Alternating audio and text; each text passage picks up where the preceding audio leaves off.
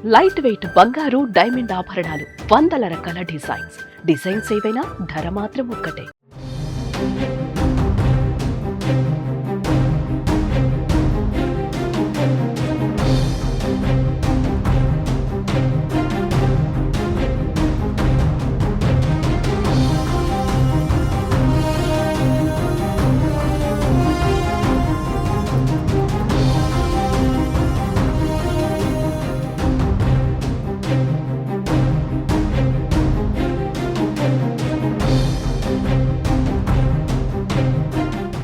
సైఫ్ అలీ ఖాన్పై ఎప్పుడు దాడి జరిగింది? సైఫ్ అలీ ఖాన్పై ఎందుకు దాడి జరిగింది? సైఫ్ అలీ ఖాన్పై దాడి ఎలా జరిగింది? ఘటన జరిగిన సమయంలో కరీనా కపూర్ ఎక్కడ ఉన్నారు? సైఫ్ అలీ ఖాన్ ఇప్పుడు ఎలా ఉన్నాడు? సీసీటీవీ ఫుటేజ్ ద్వారా పోలీసులకు ఏం తెలిసింది? ఇంట్లో పని మనిషి చెప్పిన నిజాలేంటి?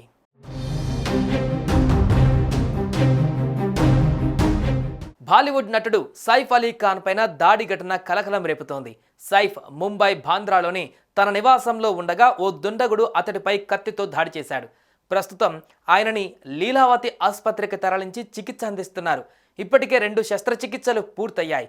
శస్త్రచికిత్స తర్వాత సైఫ్ అలీ ఖాన్ బాగానే ఉన్నాడని డాక్టర్లు చెబుతున్నారు.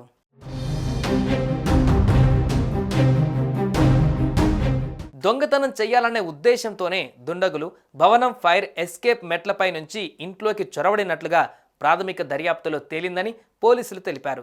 తెల్లవారుజామున 2:30 సమయంలో పిల్లల గదిలో ఈ దాడి జరిగింది. దుండగుడిని గుర్తించిన ఇంటి పనివారు అప్రమత్తమయ్యారు. దీని తర్వాత సైఫ్ ఆ గదిలోకి ప్రవేశించారు. దుండగుడితో గొడవకు దిగాడు.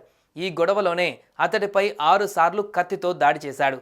ఈ గొడవలో పని మనిషి చేతికి స్వల్ప గాయమైంది.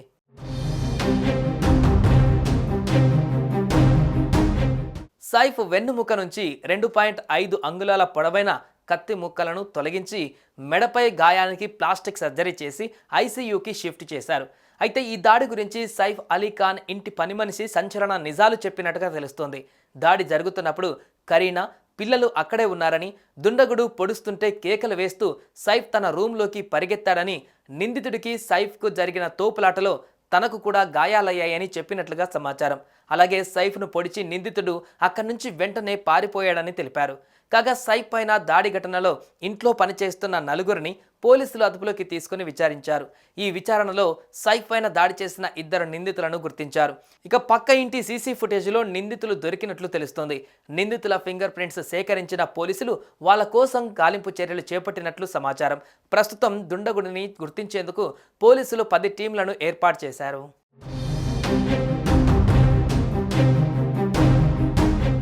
సుమన్ టీవీలో మీ పర్సనల్ అండ్ బిజినెస్ ప్రమోషన్స్ కోసం కింది నెంబర్కి కాంటాక్ట్ చేయండి.